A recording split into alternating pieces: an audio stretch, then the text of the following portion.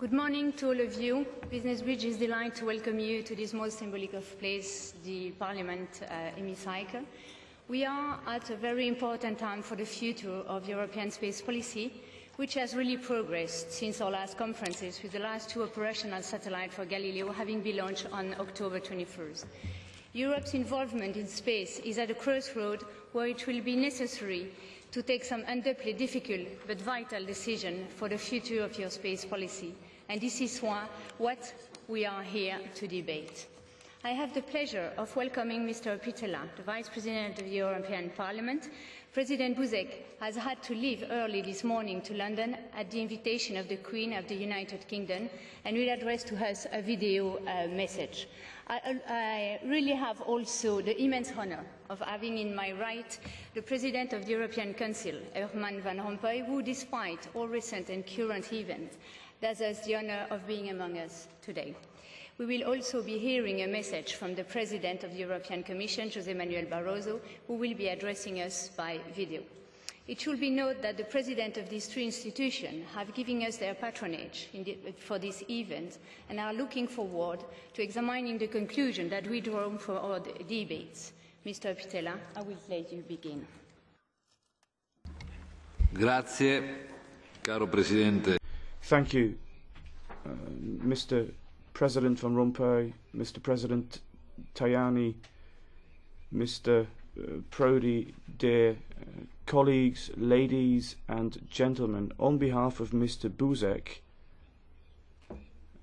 who we will hear from in a couple of minutes through the video link, on behalf of Mr. Buzek, then, I would like to warmly welcome you to this conference on EU space policy at the service of the European citizen. I would like to open this conference, and it's a true honor for me because I know that this is a very timely event to hear from you and to hear your suggestions as to how we can make Europe more competitive in the area of space. You know that a couple of weeks ago the first two Galileo satellites were launched, and that was a great leap forward for Europe. This is an objective that we have been pursuing for many years, and it's an objective that member states on their own would not have been able to achieve. Galileo will give us a lot of useful uses in the area of transport, aid, and it will give 60 billion euros to our economy by way of related activities. This lays the foundations now for structural support to our economy. You have the Sky Space Intergroup, but also the European Parliament that is very much in support of a space policy, and of course our colleague Mr. Prodi is part of that group and very much in favour of that. We're in favour of Galileo. We're also in favour of a global monitoring system for the environment and safety. Now, in spite of the difficult economic times that we are faced with in Europe, we do feel that it's important to have the necessary funding available under the new multi-annual financing framework. And I would very much welcome the fact that Mr. Van Rompuy is present today to impress upon him how important it is for us, for member states, to look at project bonds and euro bonds and to give very careful thought to that instrument. We would call on Mr. Van Rompuy to lean on our member states to consider those options. We don't want anyone, any of our citizens, to pay for mistakes made by others. And if we have euro bonds in place as an instrument, then that will give us financial leverage. It will make sure that the necessary funding is in place also for this type of major research program in the area of space. We think that these activities that we are talking about here today are of fundamental importance to Europe, but you need the right financial instrument to back that up. And I will conclude my opening statement by saying that this conference needs to be reassured from a political point of view as well. We won't just look at this from a technological and scientific point of view. We need political backing for this sector. This sector is the most crucial sector for the future of Europe, and we need to make sure that it has the necessary economic and financial backing. Thank you very much, and I hope you enjoy your conference. Merci, Monsieur Pitella. Thank you very much, Mr. Pitella. I suggest that we now hear from Mr. Buzek through video. President Van Rompuy, President Bresso, dear Vittorio Prodi, my friend from the European Parliament, dear participants, welcome to the European Parliament for the annual conference on EU space policy. I am sorry that I cannot be there with you for this important event. The aim of the EU internal market is to lower barriers to market entry and break up cartels. If we want competition on Earth, should we allow for monopolies in the sky and space? As the Commission communication indicates, a credible space policy benefits first and foremost our citizens. 3 weeks ago, we witnessed what a successful EU space policy means. We launched the first 2 Galileo satellites. This was a collective European success. It could not have been achieved by any member state alone. Galileo will provide a myriad of useful applications in areas ranging from transport to rescue operations. It will deliver 60 billion euro to our economy in the next 20 years. The spin-offs from research on space have huge benefits for the real economy. The European Parliament and its Sky and Space Intergroup are strong supporters of any ambitious space policy, whether we are talking about Galileo or the system for global monitoring for environment and security. We have to ensure that appropriate funding is preserved in the next multi-annual financial framework in spite of Europe's economic difficulties. I am confident that today's conference will provide us with helpful insight on how to make the EU more competitive in the space field. I look forward to reading the conclusions of this conference. So all the best to you. Thank you very much.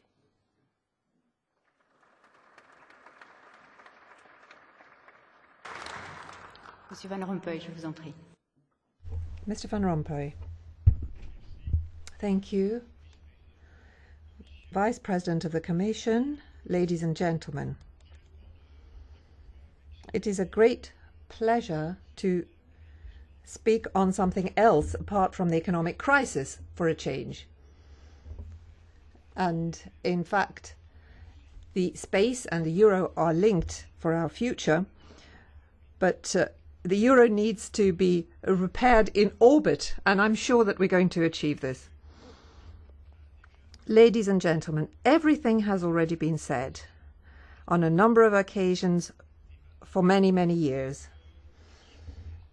and by all players, institutional, European, intergovernmental, member states and industrialists. It has been approved by our member states on the proposal of the Commission and the board of ESA, whether it be during the European Union councils, the ESA councils, the space councils, and for innovation and growth by European councils.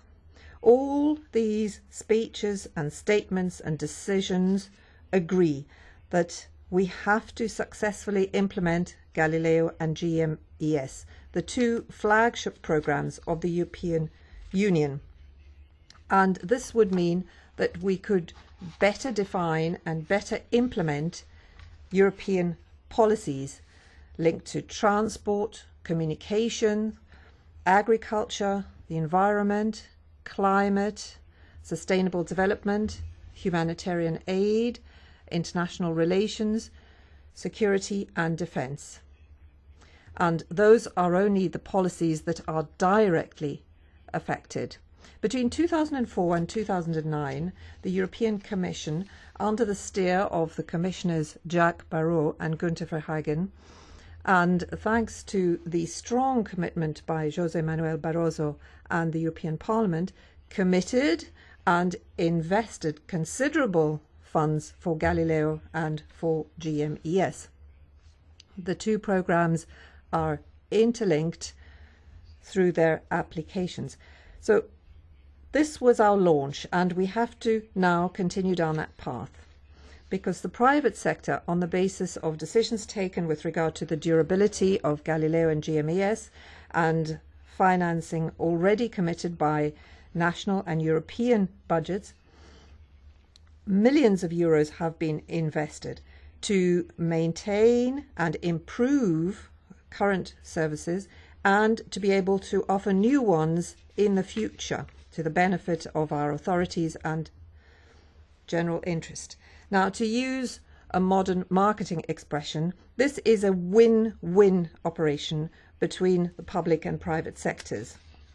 And I'm delighted about that, particularly at this time of very low growth and where, of course, there are crucial economic stakes at play. If we are not careful, there will be a type of deindustrialization at a European level. And it is extremely important that not only the space manufacturing industry is strengthened in Europe, but also a services industry be created and developed downstream. It's by developing these two industrial sectors, or three sectors if we include the exploitation and operations, it's on this that will depend the success or failure of European space strategy. And that is to say, the strategy pursued jointly by the European Union and ESA. Of course, a European space strategy is not only confined to the achievement of two key programs, even though the credibility and the space strategy depend on their achievement. Since the ratification of the Lisbon Treaty, the Union has, with regard to space, a parallel competence which can be carried out in other areas. And I know that a number of suggestions have been made. For example, a program dealing with the security in space and from space, a program to contribute to major infrastructure with regard to launches and space stations, or demonstration programs in orbit. It is up to the community context to ensure that there is a level playing field with Europe's international competitors. This approach as a whole, I feel, is in line with the thinking supported by the Director General of the European Space Agency and the DG Enterprise within the European Commission. And that means that research and development of space programs should be pursued as a priority at an intergovernmental level. And through the structures, financing and rules of ESA and the national agencies, and that the deployment, the exploitation, the operation and use be carried out at a community level. While from our history we've seen that only a few enterprises in member states have been fully involved in the research and development of launchers and satellites, the whole policy of exploitation of these satellites mean that they fall under the community domain. Member states that do not have a manufacturing industry could, through the European Union, obtain under the same conditions as other partners Galileo and GMES data. And that would mean that a services industry could be set up and developed in their countries. The data available and the infrastructure allowing for this would be a community added benefit, and that would ensure that there is fair treatment for all member states and all citizens throughout the Union. So community and not intergovernmental. So what about ESA's budget and the Commission's multi-annual financial framework? I'm not going to speak about these two issues. Not ESA, because it does not fall under my competence, nor the other, because, as you know, the heads of state and government will only decide on this at the end of the process, and I would not want to interfere in the Commission, Parliament, Council discussions. However, what is clear, and this has been the case now for some years, you'll remember what I said last year, what is clear is that a budgeted status quo or a reduced budget, it's something that should give priority to the model of governance. ESA cannot, of course, take over the role of the Commission, nor should the Commission duplicate research and development activities. It is not competent, nor does it have the human resources.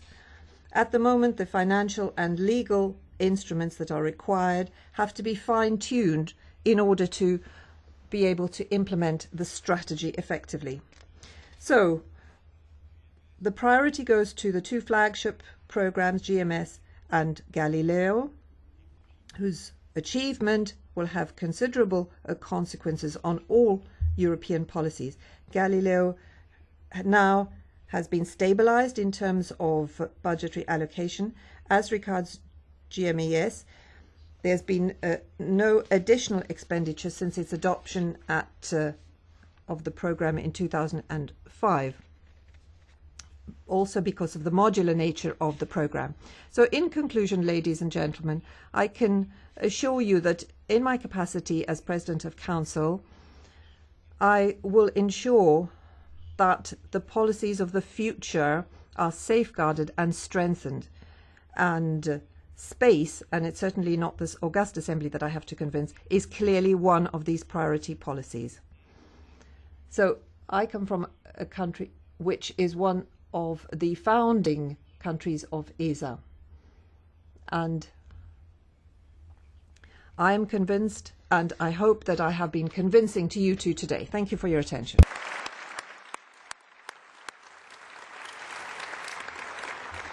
Merci, Monsieur le Président, pour ce riche.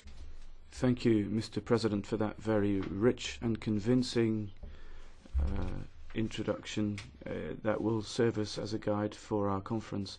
We'll now hear from Mr. Barroso. And could I ask Mr. Prodi, Mr. Dardin, Mr. Tajani and the Polish Minister to come and meet us up at the top table as well. Thank you.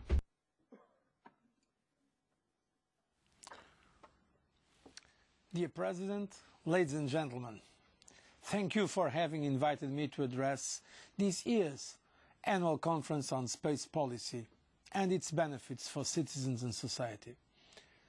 I regret not to be able to be present with you today, but I'm pleased to share a few thoughts with you through this video message. With the successful launch in Kourou on the 21st of October of the first two satellites of Galileo, I'm happy to say that we have witnessed a major step for Europe. It is of paramount importance, not only for the competitiveness of our industry, but also for Europe's independence in space technology.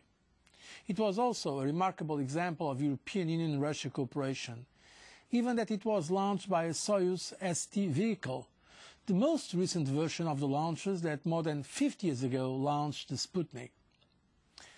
Space-related activities are a key component of Europe's 2020 strategy, by creating high-skilled jobs, new products, and also by boosting innovation all over Europe.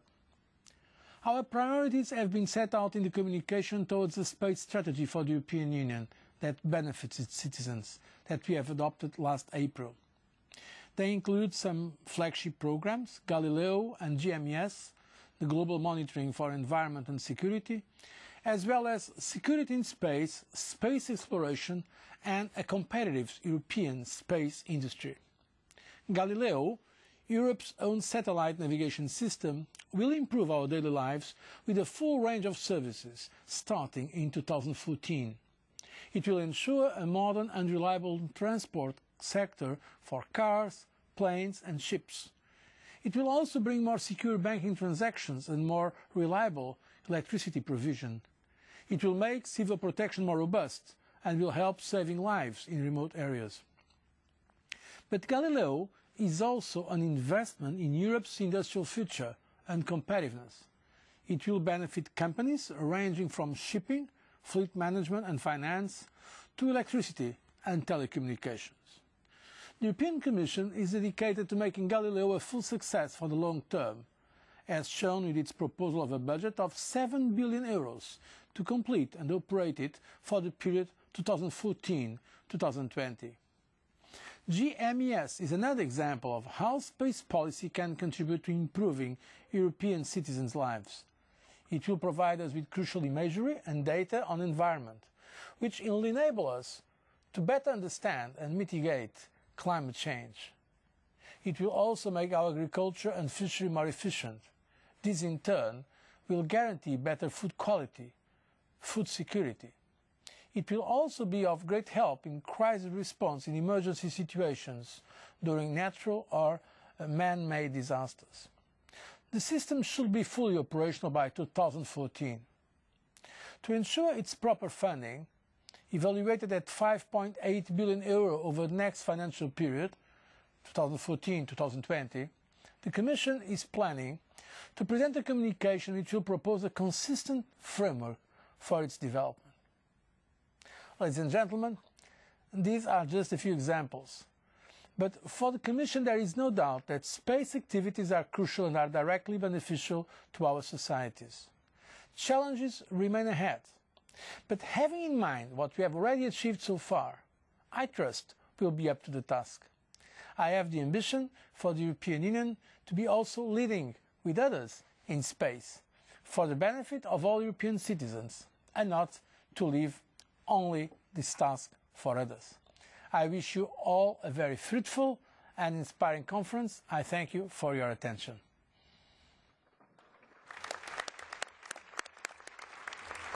Merci, Monsieur le Président. Thank you.